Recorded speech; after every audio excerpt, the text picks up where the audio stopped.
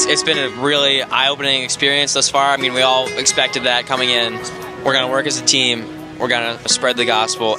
We are very blessed in America to have all the amenities, like living close to stores, having available stores like that. It puts life into perspective, how some of these people live. We have to take the time to count our blessings and be grateful for all the things we've been given, because truly we take for granted all the amazing things that we've been blessed with.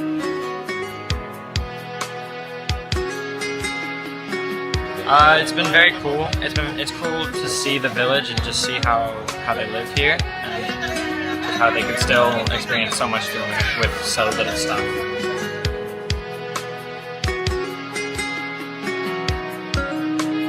It was fun. I was in medical, so got to talk to a lot of people. I never really had a translator, so I kind of just used the Spanish that I knew.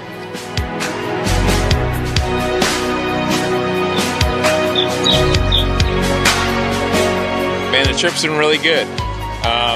It's been cool to see students step outside their comfort zone and do things that they probably have never done before, but they've done a great job with it. And they don't complain, don't ask questions, they just jump in and go right for it. So that's been really cool to see.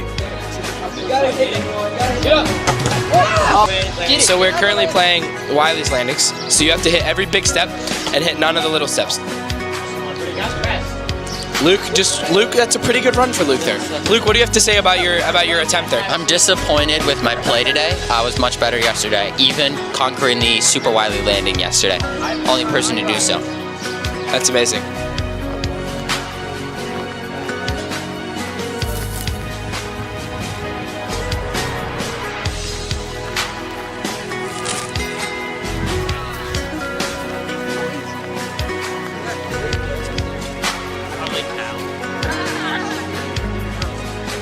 I loved holding the little babies and getting to know more people in the church.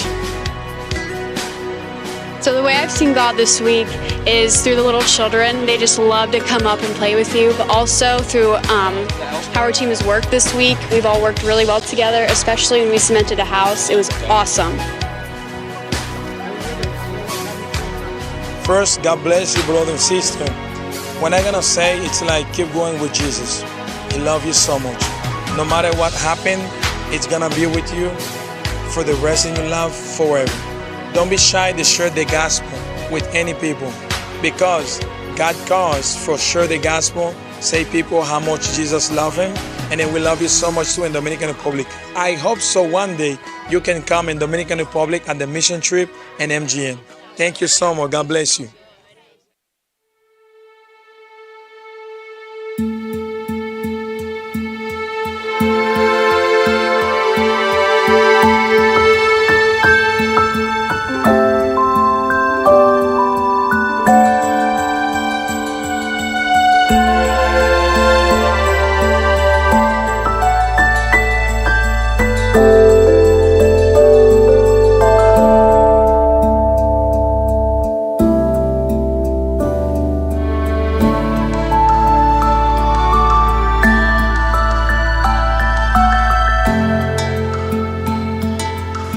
What is up, people? We're at a pretty high point. Over here is the town. I don't know where our home is. Somewhere in America. We built that house over there. You know what I'm saying? Luke, do you have any words? There's the house we built. That's all I've got. Luke Keller, do you have anything to say? No.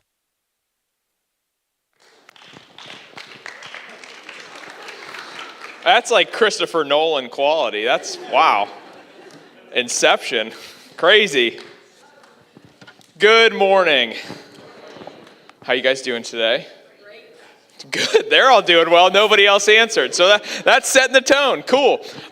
Hey, I'm going to call up our students real quick who took a part in this trip. Would you guys mind coming up here? All of you?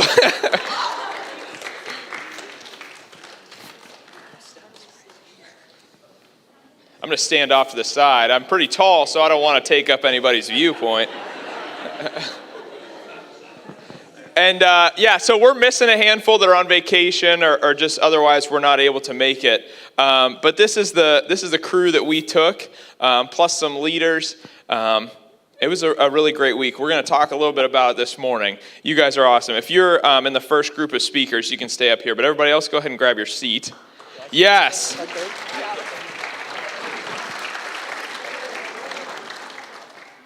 So my name is Andrew Oury. I'm the student ministries pastor here at Grove City Alliance.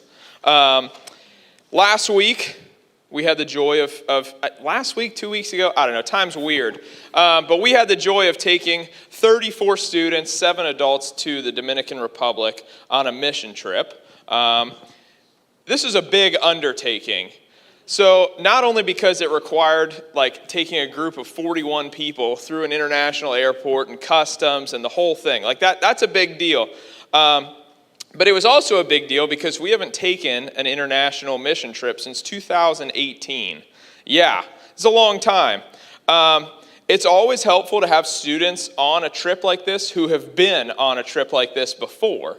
But because of the pandemic, we missed a year in there. We were going to go on an international trip, I think in 21, but because of COVID and everything, we weren't able to go. So a whole group of students passed through without ever going on a mission or an international trip. So as a result, out of 41 of us, 3 of us had ever been to the Dominican before. So we had Janet Flecker, who is like the Michael Jackson of the DR. Everybody knows her. Yeah. My brother Luke went as a leader this time, but he went in 2018 as a student. And then I went back in 2011 as a student, which may as well have been 1911 because it was a long time ago. I was very young. So going into this trip, I wasn't sure how our group would handle like the complexities and nuances of an international mission trip. Not because I didn't think that they were capable. I knew that they were capable. But they just had never done it. I had never seen them in a situation like that. So I didn't know how to prepare for that. An international trip requires students to be flexible, humble, and to stretch themselves in ways that they have probably never been stretched before. And I have to say, like I really could not be more impressed and proud of how they handled this trip now that we're on the back end of it. So we spent months planning this trip in advance. And there were days when we were down there that all of those months of planning got scrapped in a matter of minutes. And that's just how it goes. And they could have been really rigid and been upset about that, and they weren't. They just rolled with it, and that was really awesome. I don't know if you know this, but the Dominican is super hot. Very hot. Look, you learned something today. It's really hot. And nobody ever complained.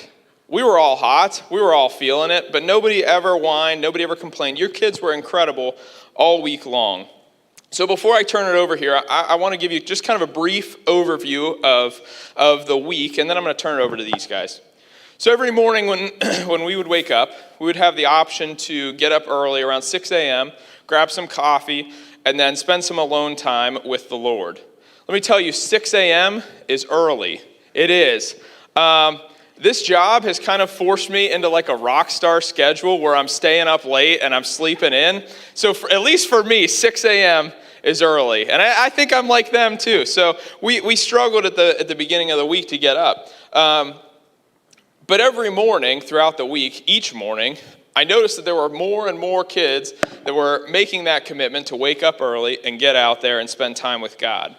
So from there, we would have this group worship time led by our students, and then one of the leaders would give a brief message to kind of get us going for the day. And we conclude this time with God together by looking out over the mountains that you saw in the video there and singing, "I Love You, Lord," loud enough to like knock the ceiling tiles down from the core. It was great. It was awesome. Really a great way to center yourself for the day and focus on the Lord. So after breakfast, we would have a couple brief meetings in our work crews for the day and go over the plans. Then we'd load up in either a school bus or a cattle truck, which was pretty cool, and drive anywhere from 20 minutes to an hour or so into the village that we were going to be for that day. So from there, every day we had a few different ministries that we would kind of rotate around to each day. So we had our VBS program that we did every day, led by my wife, Leah, where we would bring the little kids from the villages together, and we'd sing songs and play games and do crafts and teach them about Jesus and how he loves them. We had some sports ministry led by Justin McCready. And so this one, we kind of ended up partnering with the VBS team because we realized that it would be a great opportunity for the older kids in the village to still get to hear about Jesus and get the kind of the lesson part of VBS. But then Justin would take them, we'd play baseball or kickball or basketball or whatever to kind of connect with them. So then we had a construction team led by my brother Luke, and they had some painting jobs to do at a house and a local clinic. And then the big project throughout the week in terms of construction was pouring a concrete floor, which is something none of our students had ever done before, which was awesome. From what I've heard from them, that was the ministry that most of them were kind of dreading throughout the week, and it turned out to be one that they really loved, so that was awesome. We had a medical ministry led by Janet and Megan Nash, and each day they would set up kind of like a makeshift pharmacy in the village, and then your students, who, with the help from their translators, they would ask the people that came into the clinic what their symptoms were, what was wrong. Megan and Janet would decide what needed to be done, and then the students would give them the medicine that they needed. But the coolest part of all of that was that when they were ministering to them by giving them medicine, they had the opportunity to pray for them and pray over them.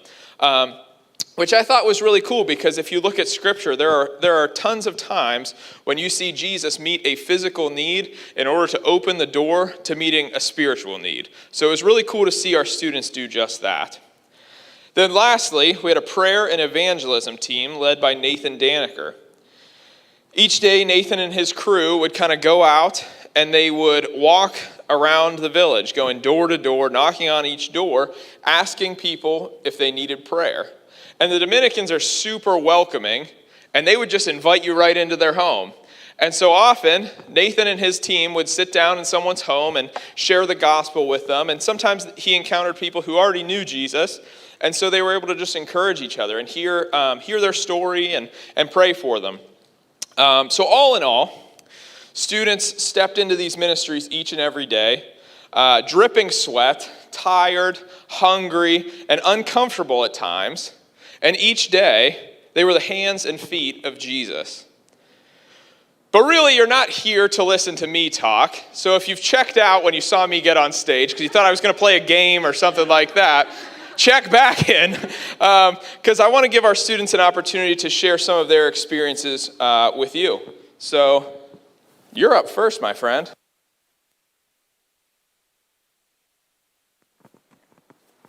Hi, I'm Timothy Shimon. I had an awesome and cool experience down in the Dominican Republic. I got to do all 5 missions, which were sports, medical, construction, evangelism, and VBS. My favorite one was evangelism.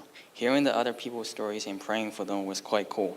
For example, one of the people we got to meet and talk was an older man who had an accident in a sugarcane field that resulted in him being paralyzed in a wheelchair.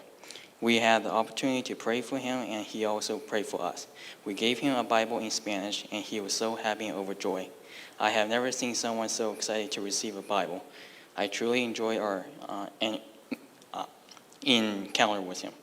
Another person in my group and I met was a 91-year-old woman who became blind in her mid-age because of her low blood pressure. It was inspiring to see the joy of the Lord in her despite her blindness. Instead of being angry that she was blind, she counted her blessings and was grateful to be alive. In the end, my group and I had the opportunity to pray for this woman who truly loved Jesus. I also enjoyed playing with the kids in the village. Just seeing kids get overjoyed with small things such as playing kickball, throwing a football, or just getting a piggyback ride was delightful. The best part of the trip was getting used by God and to make a difference in someone's life. I want to end by saying thank you so much for supporting us who got to go on the trip. Thank you for praying for us. I am filled with gratitude with the generosity and support you've displayed.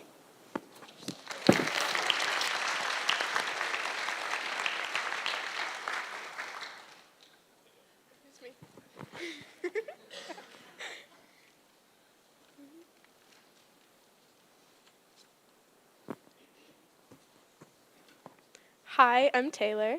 I had the amazing opportunity and blessing to be able to experience God through missions in Hato Mayor. I didn't expect to see him work through the unbelief. One of the ministries we got to serve in was medical. In the clinic, we had the opportunity to talk to people as they were waiting, and their spiritual health is more important than their physical health. He used someone saying, "I'll commit to the Lord tomorrow," as a way of showing why being where your feet are right now and following the calling he places on your heart today is the most important thing. We got the chance to pray over or with these people, but it left an impression that I hope won't be erased.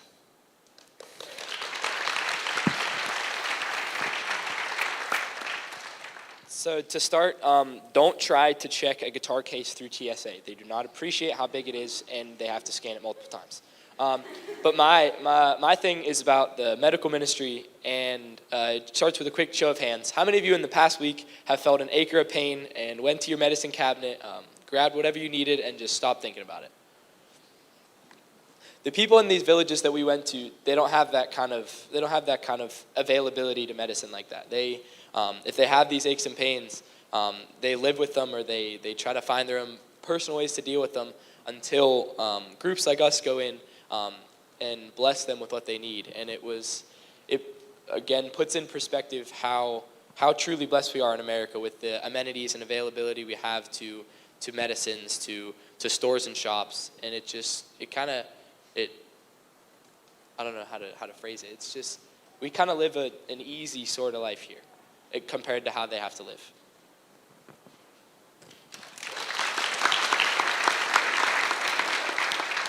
Well, I don't know about all them. I gotta stand. Okay, I can't sit and talk. Okay, so my name is Faith. I went on the trip. Obviously, I'm on the stage. But I've always gone on the mission trips that were offered to me, like feeling grateful for the opportunity that I have to go and be there. But when I found out it was the Dominican Republic, I was like, okay, hopefully this door closes. I can't go. It's fine. But it was very life-changing. I found that throughout the week, my anxieties about being far away from everything that I know, eased by the people, and the people in the villages ended up helping me a lot more than the people around me. No offense, sorry. The people, I didn't realize going into it that they would be so helpful to me, and that's pretty much my biggest takeaway. I don't have any specific moment, just the entire atmosphere of the village, it was amazing. And it's something that can't be put into words, really, so, yeah. You guys are good. Next group up.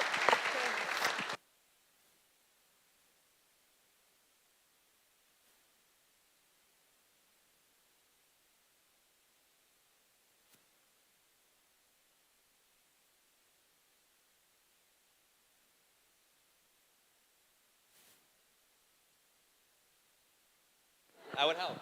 All right, good morning. My name is Luke Elverson. I had the wonderful pleasure to go on this trip. It was truly incredible. I cannot overstate how wonderful this trip was to be a part of and to experience all the blessings that God had through us on the trip. I just want to start by saying one thing on Monday morning during our devotional time, one thing that kind of set up the week for us and was really foundational, I felt like, was we were receiving the message, I guess. And so Doug, Durag Doug, right there, he made it out. He was saying that, as great as all the things we were doing, these people don't need us. At the end of the day, they'll live and be fine without us, but it's because it's not what we do, none of the things that we do. It's what God does through us. And that was just a huge thing, I feel like, for us to hear to start the week, is that, as much as we love to take credit for all this stuff that we do, it's ultimately all God. Sure, we painted a house, but it's not going to matter if, God's not in it with us. And it was really cool to have that set up to start the week. I'm just going to share a couple, brief snapshots throughout the week. On the first day, I was on the construction crew, and we got to paint this building. And it was amazing to see all the little kids. They wanted to come up and help paint and scrape the paint off with us. And it was just really fun to let them experience that. And it was kind of cool to see how us sharing the love of God kind of was contagious through them, and they wanted to do it as well, kind of in painting the house. So that was really cool. And then we got to do medical, and it was a blessing to pray for these people and hear their stories. I got to talk to this older gentleman who I think he was around 90, and he was just sharing how he met God. He worked in the sugarcane fields, and he met God through church, and was just sharing how grateful he is that he has God in his life and that he owes his life to God. And that was just a really powerful thing to hear and just experience how much love these people had for God. And the biggest thing, I think, for me, biggest takeaway was before the trip, we had a couple meetings, like once a month, I would say, downstairs, just to prepare for the trip. And so we all were supposed to prepare a message to give during the VBS. So my group, we decided to give the story of the prodigal son. But come the day of us doing VBS, we opted not to do it and switched out another story. So I kind of figured, that was just, disregard that information, all that preparing. But on the parent evangelism day, we were going out and we were in this village, and we got to talk to these two ladies. One of them did not accept Christ in her life. And so I figure, I'll ask, have you heard the story of the prodigal son? Figuring, surely you go to church and stuff, but you hadn't accepted Christ. And she said she hadn't. So it was really cool to see how God prepared in advance that story and that ability to share that story of the Bible with this woman. And it was really cool to see. You could tell that, after the story, her, attitude was different. Her face lit up, and it was just really cool to see God working. And another thing is that I think coming into the trip, we all had our doubts about not only ourselves and our own abilities, but just with all the crazy things we knew we were doing. I think it was just incredible to see how God used us, no matter what. I think that any of the stuff we did back here, if we had done, painted that building, I don't think any of us would have been able to do it as impactfully as we did down there, because it was just really cool to see the Spirit working through us, and ultimately it wasn't anything we did. So all the praise goes to God. And I'm just so very thankful and grateful for this trip and all the impactful moments of it on my life and the lives of others. So thank you.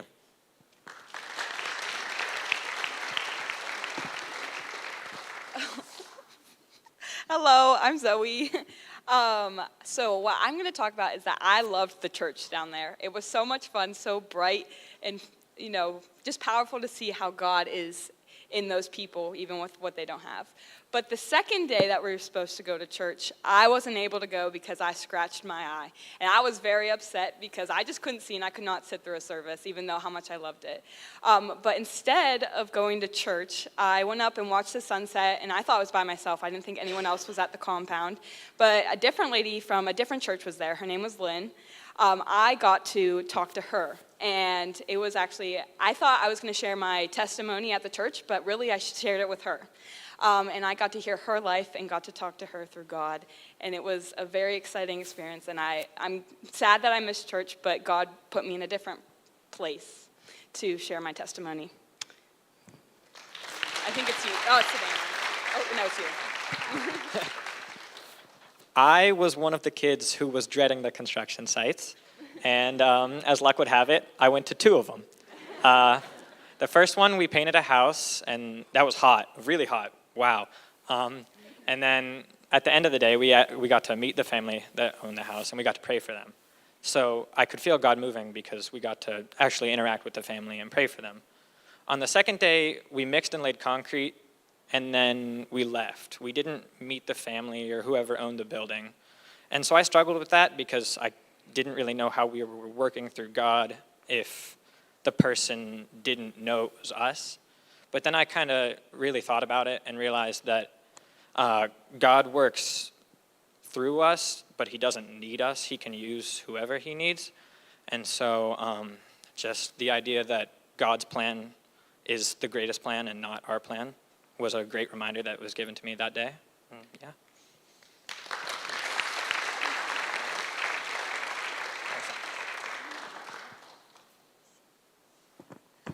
Thanks.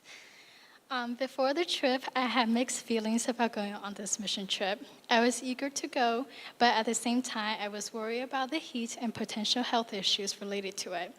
As soon as I stepped outside the airport, I immediately felt uncomfortable due to the intense sun and heat.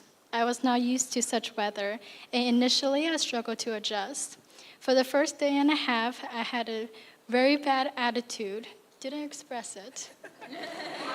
Not verbally. Feeling completely uncomfortable and wanting to go home. However, on Tuesday, I came to terms with the fact that I would be in the Dominican Republic regardless of my discomfort. I realized that my expectation of being within my comfort zone while on this mission trip was unrealistic. This realization helped me shift my attitude and accept the discomfort I was experiencing. Each day, I participated in one of the programs, VBS, medical, or sports. On the day when I was supposed to do prayer and evangelism, I was not feeling my best, so I stayed with Dr. Nash in the medical program. I didn't mind this at all, since I love the medical field and strongly dislike praying for people, especially since I never have. I was relieved to be out of that. However, to my surprise, the first task I was given in the medical program was to pray for people after they had seen Janet or Dr. Nash. How ironic. I thought I had escaped from the prayer and evangelism duty, but I was wrong, and God definitely has a sense of humor. I enjoy being part of each of the program, but I found the medical program particularly intriguing. After observing Dr. Nash practicing medicine, I learned how to incorporate discussions about Jesus from a medical perspective. This stood out to me as I am pursuing a career in the medical field. And initiating conversations about Jesus with non-believers is hard for me. Nevertheless, explaining to individuals that their physical or mental struggles are momentary and that embracing Jesus as their Savior results in eternal healing brings about hope, and God showed me how to use the medical field to share the gospel. Additionally, there were many moments that left me amazed when I was in the Dominican Republic. The people there did not have much. Their houses weren't anything like ours, and they had little to no possessions. Yet they were content. Witnessing the living conditions of the Dominicans and how little they had reminded me of where I once came from. Sometimes I forget that there was a time when I had nothing. This made me realize how blessed I truly am. Finally, I want to express my gratitude to all those who supported me on this mission trip through your generous giving and prayers. Thanks to your support, I had the opportunity to experience a mission trip in a different country and encounter God in a new and meaningful way. Your support had a tremendous impact. Thank you.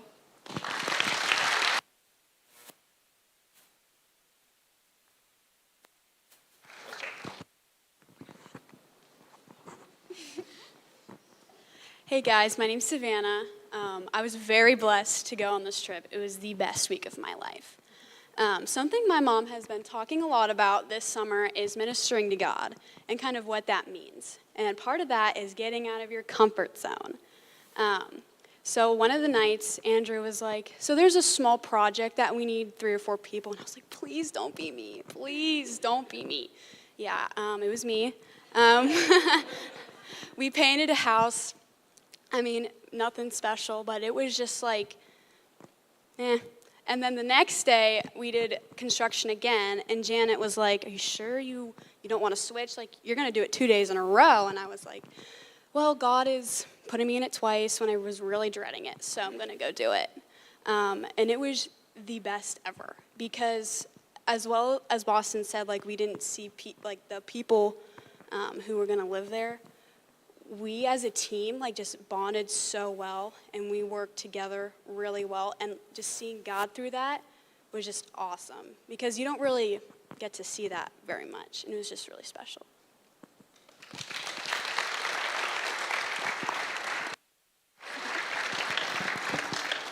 God had a profound impact on our students while they were in the DR.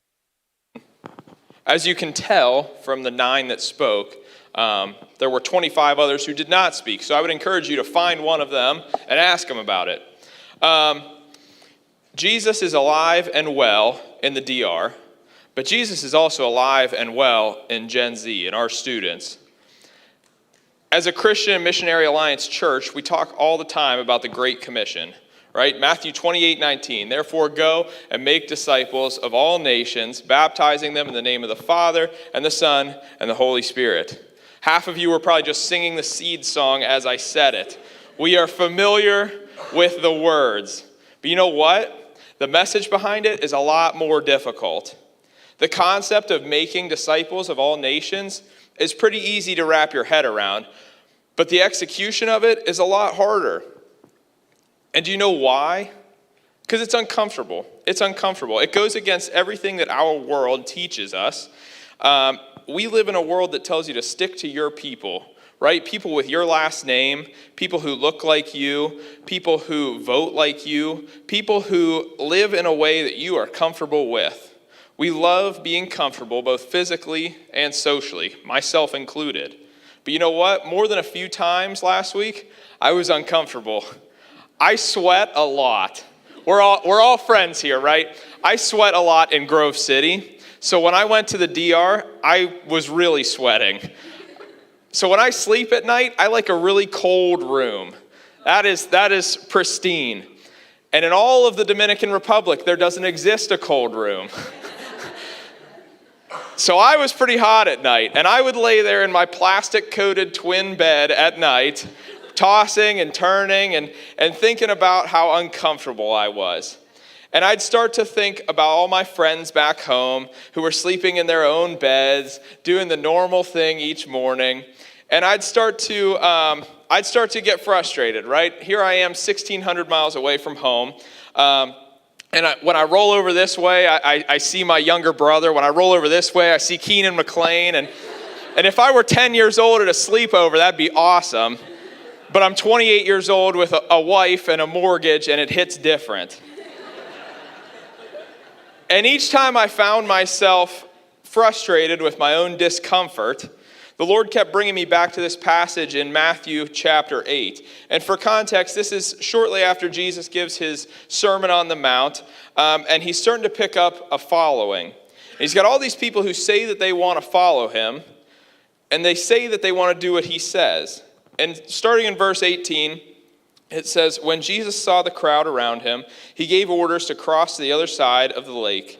Then a teacher of the law came to him and said, 'Teacher, I will follow you wherever you go.' Jesus replied, 'Foxes have dens and birds have nests, but the Son of Man has no place to lay his head.'" There were a lot of people who wanted to follow Jesus as long as it was comfortable. As long as I get to sleep in my own bed at night, I'll follow you. What Jesus was saying was that, sure, it's great that you want to follow me and you want to do what I say, but it's going to cost you. It's not free. And lots of people couldn't handle that. They couldn't handle it then, and they can't handle it now. Following Jesus is not comfortable. But you know what? Jesus thrives in the uncomfortable. That's where he is. I'm not saying that you can't have a meaningful relationship with Jesus if you only ever stay in Mercer County, but I will say that if we don't force ourselves out of our comfort zones, go where we're uncomfortable, and love the people that we are not comfortable with, we're going to miss out on a lot that God has to offer for us. So as great as this week was, I know, and each of our students know, that it would not have been possible without your personal investment in our team. This trip is a big undertaking, and the cost is pretty steep. Our church body rallied around our students and our leaders, and I believe that the reason why is because you saw the importance of this trip, and I'm thankful that you got to hear a little bit of that today. Thank you for your support, both financially and through your continued prayers. We could not have done any of that without you, and we felt them all week long, every day. And I can't stress enough that without your investment in our people, this would not have been possible. So because of your faithful giving and your faithful prayer, we'll all get to see generations of people new to the kingdom of heaven one day when we get there. So thank you for that.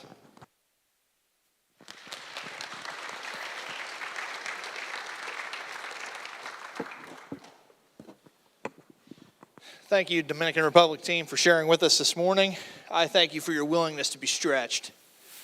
And I want to encourage you to understand that God is not finished with the experiences that you had while you were away. So lean in to what he will continue to do through those times as you reflect upon them.